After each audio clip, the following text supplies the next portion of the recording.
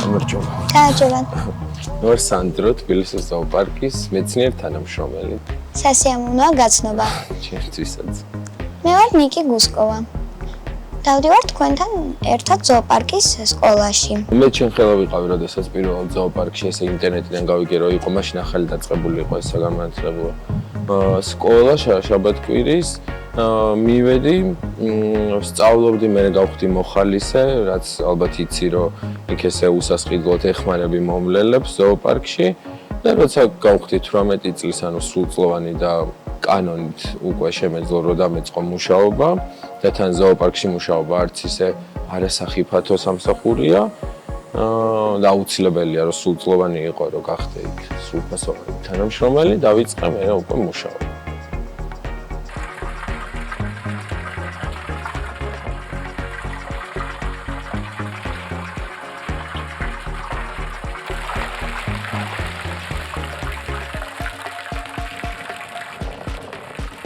ეს ყველა არის ჩვენი გაწილები ძალიან პატარაობიდან, მაგრამ მაინც უსიფრთხილე გმართებს. და ზოოპარკში ეს მომლელი, როდესაც ხარ, ანუ აუცილებელია გარდა იმისა, რომ ცხოველებს აჭამო და წყალი დაალევინო, დაუსუფთავო და ასევე შეაფასო, რამდენად ჯანმრთელები არიან, სჭირდება თუ არა ვეტერინარული დახმარება, რომ მე ვეტექიმებს გააფრთხილო, ასევე გარემო უნდა გაუმდიდრო, იმიტომ რომ ცხოველები მაინც შეზღუდულ გარემოში ცხოვრობენ, რაც უნდა დიდი კონდეთ ვოლიერი და მომლელის ერთ-ერთი მთავარი მოვალეობა თანამედროვე ზოოპარკებში არის ის, რომ მომლელები ფიქრობენ ძალიან ბევრს იმაზე, თუ რითი შეიძლება გაუმდიდრონ ამ ცხოველებს ვოლიერი და კონკრეტულად აი რომ ვთქვათ დათვების მაგალითზე, ამ ფოცხვერების მაგალითზე, ისეთი ცხოველების, რომლებიც მთელი დღის განმავლობაში ძალიან ბევრ და დიდ ფართობს ფარავენ ტერიტორიის, წარმოიდგინეთ ტყეში რამდენი სიახლე ხდება, სხვა თუ არაფერი, ახალი ნიადაგები, ხან ფოთოლი ყრია, ხან მიწაზე დადიან, ხან წყალში ჩადიან, სუნები, საკვები და ის სტრესი, რომ ზოოპარკში ჩაკეტილ გარემოში ცხოველებს არ ქონეთ, ამიტომ მომლელები ფიქრობენ რაღაცეებს, რითი შეიძლება ამ გარემოს გამდიდრება. ამ ფიქრის პროცესში ძალიან ხშირად ვიყენებთ ისეთ ნივთებს, რომელიც ხანდახან ნაგვის ურნასთანაც გვიპოვნია და მაგალითად საბურავები, რომლებსაც გიჟდებიან დათვები ისე უყვართ, დიდი საბურავები, რომელიც შეგიძლია გამოიყენო ჰამაკად და შედარებით პატარა საბურავები, რომელიც ჩააქვთ აუში და როგორც ბავშვები იყენებენ კამერასავით, ესე ზედ დახტუნაობენ და ათამაშებენ ხოლმე წყალში და ძალიან ბედნიერები არიან.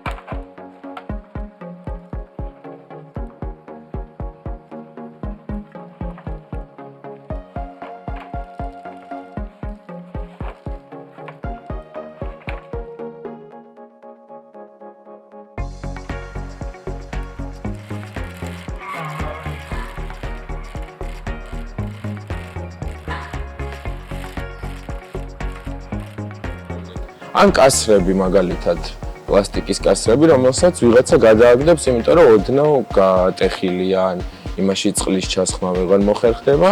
ჩვენ ამ კასრებს ხვიტავთ, შიგვათავსებთ ძაღლის საკვებს ან ვაშლს ან ისეთ პროდუქტს, რაც ცხოველებს უყვართ, ვუკიდებთ და რეალურად ის ნივთი, რომელიც უნდა გადაეგდო ადამიანს ჩვენთვის, მაინც გამოსადეგარია. და პლასმასით რომ უკეთებთ სათამაშოებს, მერე დათმა ან ვინმე არ გადაყლაპა? იცი რა როგორ არის არ არის მარტივად ესე ვთქვათ დაგლეჯვადი ეს პლასმასები, საკმაოდ სქელია. მე დათვისთვის საკვებად საინტერესო პლასმასი არ არის, თან ჩვენთან დათვები იმდენ გემრიელ რაღაცას ჭამენ და იმდენ სჭამენ და იმ ხელები არიან და იმ სისქეები არიან დათვებივით მართლა, რომ ანუ პლასმას არ ჭამენ, იმიტომ რომ იციან რომ ის პლასმასი ეს რაღაცნაირად უნდა ითამაშონ პლასმასით, რომ იმ პლასმასისგან მე გადმოცვიდეს საკვები. თუ თქვათ საკვებს ვუბავთ, თოკებს ვიყენებთ, ან რა, მე ყველაფერი არის ბუნებრივი, მცენარეული მასალისგან დამზადებული და რომ შეჭამონ, ეს მათ ჯანმრთელობას არანაირ ზიანს არ მოუტანს. და ალბათ ჩვენც გექნება რაღაცა, რითიც ან პლასმასის გამოყენებას ამცირებ, ან ზოგადად ფიქრობ, რომ აი ამას რო აკეთებ, ამით ეხმარები ბუნებას.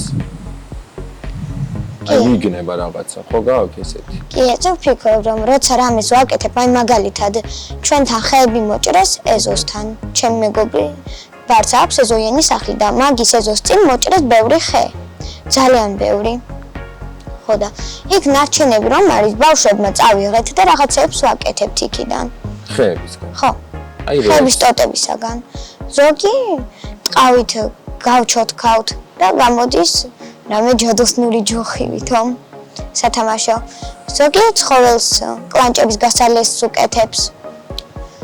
ზოგი კიდევ სათამაშოს აკეთებს, აწებებს ერთმანეთს. ანუ ეს ხეებს მიეცით წესით რომ ითვლებოდა რომ ნაგავია თქვენ მიეცით ესეთი დანიშნულება და იყენებთ ამ ხო.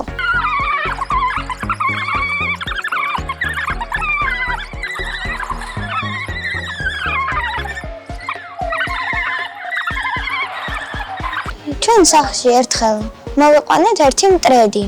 ფეხები თითები იყო ცემენტში, ზემოდან იყო რაღაცა პლასმასი და თოკებით იყო დამაგრებული. თითქოს სპეციალურად დაუმაგრეს, გაკვანძური იყო.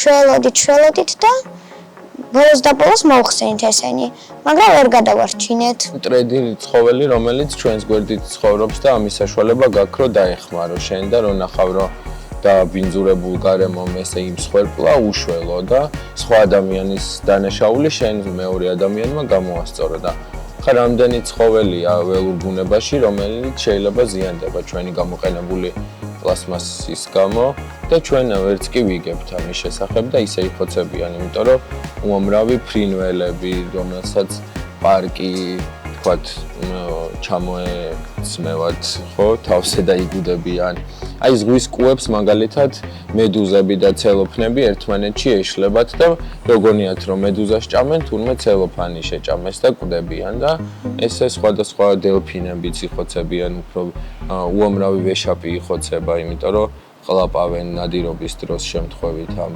საკვების მოპოვების დროს ამ პლასმასებს და რაღაცებს და აი ამ ხელა ცხოველი შეიძლება შეიწიროს ჩვენმა რაღაცა დალეულმა ერთმა ბოთმა წვენმა რომელიც იქ კიდევ ვიღაცამ დალია და გადააგდო მდინარეში მე დავლია და გადავაგდე და ესე ვერც კი ვიგებთ რეალურად ხანდახან